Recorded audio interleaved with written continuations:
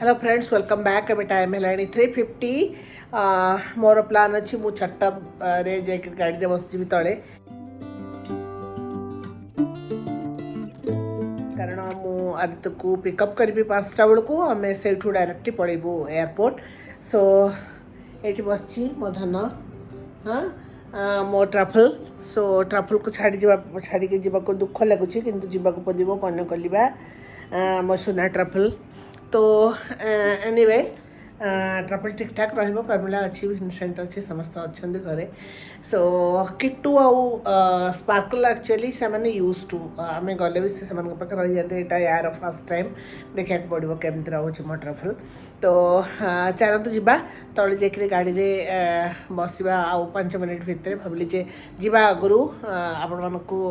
माने मोर आउटफिटा देखी दिए यहाँ हूँ मोर एयरपोर्ट आउटफिट सो चलते जा बसवा गाड़ी में तौक जाकि अश्वत गाड़ी नहीं तले वेट करी सो गाड़ी में बसिक स्टार्ट करवा आमर जर्नी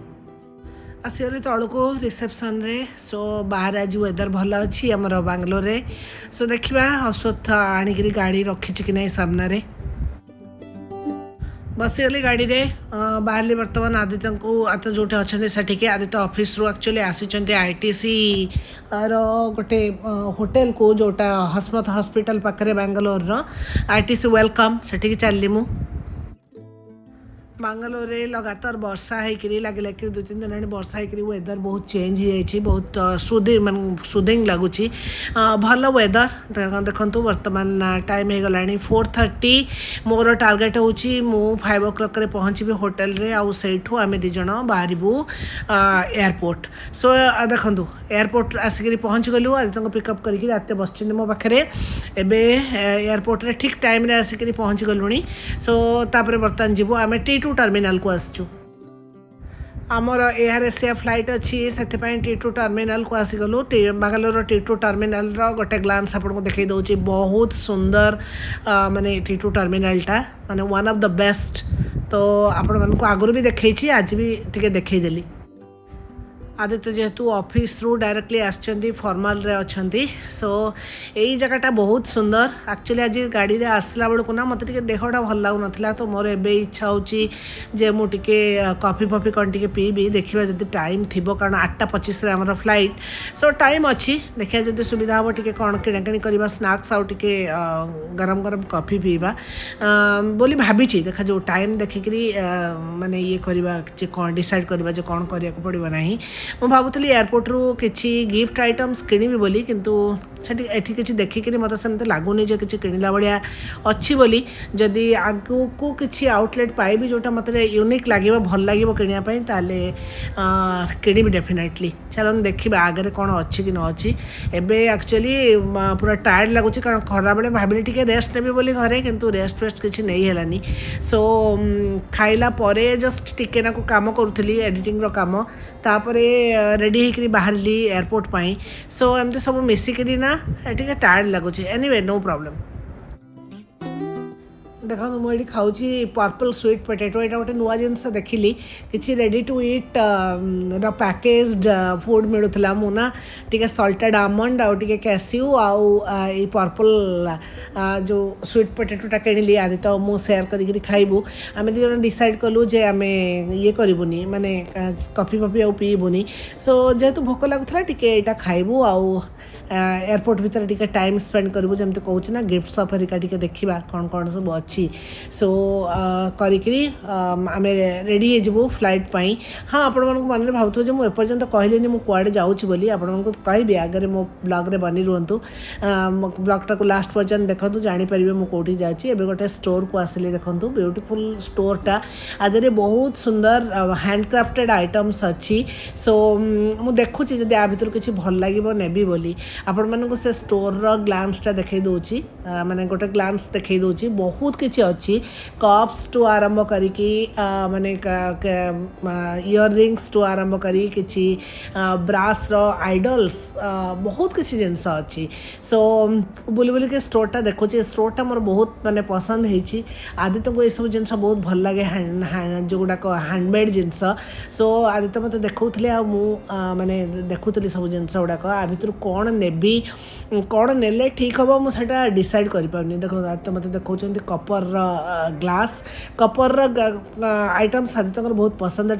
कपर जग भी अच्छी देखो ये किसी जमी कहते ना कप्स और मग्स भी अच्छी जोटा को गिफ्ट रे दि जापर किंतु फ्लाइट रे एटा को नहीं जापर कि जापर से गोटे प्रॉब्लम फ्लाइट रे सहीटा गोटे असुविधा हो जाए आपको जो जो जिनस भल लगुव देखो यहाँ टेराकोटा वेस्ट बेंगल साइड रो माने जिनस तैयारी होता हैंडक्राफ्टेड जिनस तो ये बहुत गुड़े आइडल्स अच्छी आदित्य को सब बेले ब्रास रो आइडल लोक गिफ्ट देवाई भारी भल लगे मोर सेमती किसी ना मत जोटा भल लगे मुझे किणे एमती ना गोटे पर्टिकुलर जिनस मत दबाक हम बोली किंतु यहीटा को लेकिन केमती जी से भावुँ जहाँ लगे जानी से पूरा फुली पैक्ड कौन से जिनस रखापी एकदम जगह ना सो देखा जदि किसी पसंद हे तो डेफिनेटली नेबी बांगालोर T2 टर्मिनाल जमी आपको कहली बहुत सुंदर सो किटा स्टिल पिक्चर्स आम आदित्य और मुझे मोर जमी फोटोग्राफीटा हूँ बहुत हबी मत पिक्चर्स क्लिक करने को बहुत भल लगे तो आपण सहित भी शेयर करदेली आशा कर भल लगे आमर फ्लाइट जर्नी शेष आम आसी डेस्टिनेशन में पहुँची गलु देखिपार आम आसी पहुँचलु ओडिशा रे भुवनेश्वर एयरपोर्ट यहाँ आपण मानक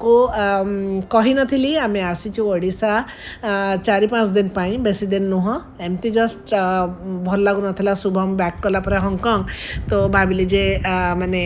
टी आसिक बुलिकी जाए सो भुवनेश्वर आसी पहुँचलु आम रही आदित्य गोटे क्लोज फ्रेंड जी रहती भुवनेश्वर घरे पुरी भी जीवु पुरी रे भौणी अच्छी ताको भी देखा करूँ सो देखो यहाँ आम सुदर्शन पट्टनायक जो सैंड आर्ट यहाँ जिते बड़े भी एयरपोर्ट आसी पहुँचे यहाँ को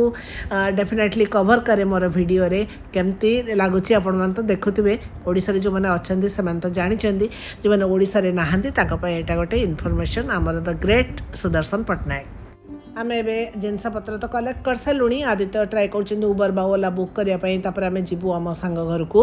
सो एबे टाइम हो गला मोटामोटी 9-11 बाजिगला सो घर को पहुँचे को बेस समय लगे एयरपोर्ट रू अनदर 20-25 मिनिट्स किंतु